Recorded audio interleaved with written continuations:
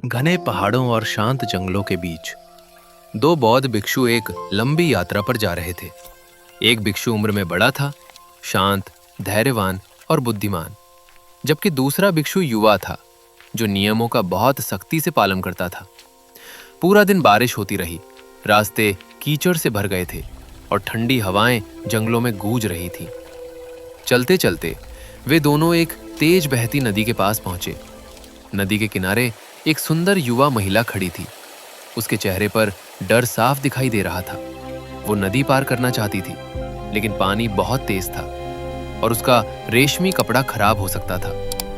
उसने दोनों भिक्षुओं की ओर देखा और विनम्रता से कहा, कृपया, क्या कोई मेरी मदद कर सकता है? युवा भिक्षु तुरंत दूसरी तरफ देखने लगा, क्योंकि उनके नियमों के अनुसार उन्हें महिलाओं को छूना मना था। लेकिन बूढ़े भिक्षु ने बिना कुछ सोचे मुस्कुराकर कहा, चिंता मत करो बेटी। उन्होंने धीरे से उस महिला को अपनी पीठ पर बैठाया और सावधानी से नदी पार करा दी। दूसरी तरफ पहुंचकर उन्होंने महिला को नीचे उतारा। महिला ने हाथ जोड़कर धन्यवाद कहा और अपनी राह पर चली गई। दोनों भिक्षु फिर अपनी यात्रा पर आगे बढ़ गए, लेकिन युवा भिक्षु के मन में गुस्सा भर चुका था। वो लगातार उसी बात के बारे में सोचता रहा। गुरुजी ने ऐसा कैसे किया? उन्होंने नियम क्यों तोड़ा?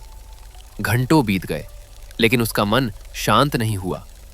आखिरकार रात होने से पहले वो खुद को रोक नहीं पाया। उसने गुस्से में कहा, गुरुजी, हम भिक्षुओं को महिलाओं को छूने की अनुमति नहीं है। फिर आपने उस महिला को अपनी पीठ पर क्यों उठाया?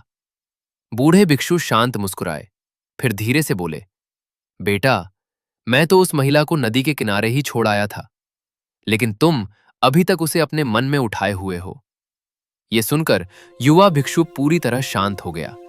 उसे समझ आ गया कि कई बार हमारी सबसे बड़ी परेशानी वो नहीं होती जो हमारे साथ हुई, बल्कि वो होती है जिसे हम अपने मन में पकड़े रखते हैं। सीख: गुस्सा, पुराने दुख और बेकार विचारों को छोड़ना सीखो, क्योंकि सच्ची शांति तभी मिलती है जब हम मन का बोझ उतार देते हैं।